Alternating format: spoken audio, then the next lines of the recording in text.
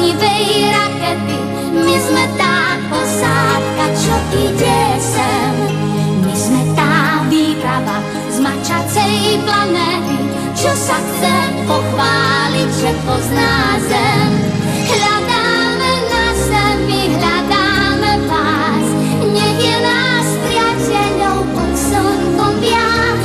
My sme Pípa a Pi z mačacej planéty, my sme tá posádka, čo ide sem. My sme tá posádka, čo ide sem. Na našej planéte mačacej, tam by som bol teraz najradšej, najradšej. Pa, mne sa zacnilo za mačkami. Za mačkami? Ja ti nestačím. Ale pa, ty mi vôbec nerozumieš. Chcel by som sa už konečne zoznámiť s niekým, kto je taký veľký ako my, kto má mäkký a teplý kožúšok. Ševet, poraď. Kuna, malá šelma, veľkosti mačky, nádherná kožuščina. Ešte krajšie ako majú mačky? To by som teda rada videla. Možnosť stretnutia, kuna rozšírená po celej severnej pologuli. Zostupujeme. Sláva! Určite čoskoro na nejakú narazíme.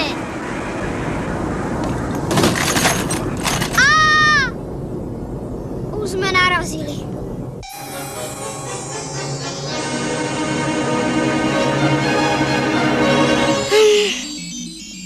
Vidím. No daj aký peň. A v tom pni? Aha, niekto býva. Komunikácia možná. Pozrite, tam niečo leží. Pred chvíľou to tam ešte nebolo. Juj, čo to je? Blízka to očami. Poďte sa radšej schovať.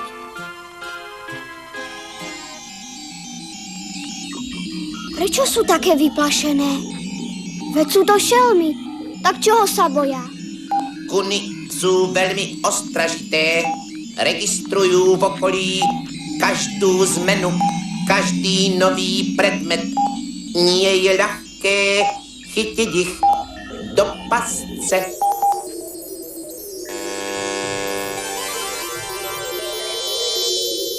Nebojte sa, my vám nechceme ublížiť. Hej, vy tam! Nikto nie je doma. Mamička išla zohnať niečo na jedenie. A kde je otecko? Otecko s nami nebýva. Mamička vravela, že ho videla naposledy 2 mesiace pred naším narodením. A ešte mamička vravela, že sa nemáme s nikým cudzím baviť. Nemohli by ste sa nám aspoň ukázať? Veď už musia byť v tej diere celé zdrevenené. Kuny hniezdia v dutinách stromov, skalných puklinách, vstupný otvor veľmi malý, ale vnútri hniezdo priestranné. Juj, pozri sa, pa, tie majú krásnu bielu náprsenku. Všakže biela náprsenka je znakom kuny skalnej. Naše príbuzné kuny lesné ju majú celú zožltnutú. Sú to neporiadnice ufúľané. Ako to, že ste kuny skalné, keď bývate v lese? Máme radi lesné zákutia. Áno, áno, ale ešte radšej sa držíme ľudských obydlí. Ľudia totiž chovajú veľmi zaujímavé a chutné zvieratá. Máš pravdu, sliepky, králiky. Ale vedia tiež klás pasce. Čo sa čudujete, keď im kradnete sliepky? Mamička vravela, že nás lovia kvôli našej krásnej kožušine. Vidíte tú farbu? Ten lesk? Tú eleganciu?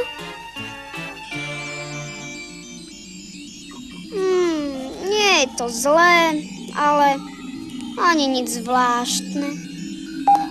Mláďatá nemajú ešte takú peknú kožušinu. Človek loví len dospelé jedince. Počujete, maličky? Vás nikto loviť nebude. Vaša koža ešte za veľa nestojí. No.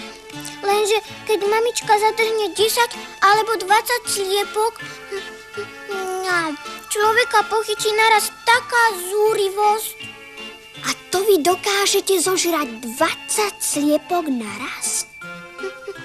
To nie, ale mamička, keď sa už dostane do kurína, neváha a skantri aj niekoľko sliepok navyše. Ale my žerieme aj myši, vtáčie vajíčka a veveričky. Mamička vylezie za veveričkou po strome až hore. A keď veverička už nemá kam utiecť a skočí na zem, mamička sa za ňou takto vrhne. No dobre, ale kde je tá ich mamička? To je nezodpovednosť nechávať deti tak dlho o samote.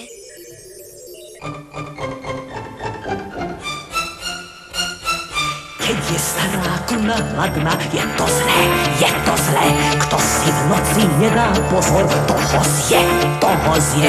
Ja som kuna strašne hladná, v žalúdku mám kameň. Kto si nedá pozor na mňa, s tým spravím hneď amen. Keď je totiž kuna hladná, je to zlé, je to zlé. Kto si myslí, že je múdry, toho zje. Jež. Ja mám naozaj smolu. Vieš, to je priam lahôdka. Ale ako sa mu dostať pod pichliače? Je to ako konzerva, od ktorej chýba kľúčik. Taká som hladná, že by som zožrala aj muchotrávku. Ja sa na to vykašlem. Možno by tu mohla byť nejaká chutná myš. Alebo tu? Alebo tu? Pozrieme sa na to. No konečne. Poďte, detičky. Ideme popoť. Detičky, popoť. Hurá, mamička už ide. Mamička, ponáhľaj sa, my sme veľmi hladné. Počkajte na mňa. Je to naozaj dobrá mama. Sama bola hladná, ale korisť odniesla deťom. Nemajú to tie kuny ľahké. Celkom chápem, že keď sa raz dostane do kurína, podrhne všetky sliepky. Fantom kurína.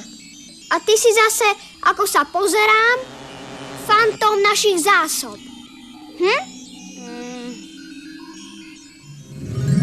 Hľadáme na zemi, hľadáme vás.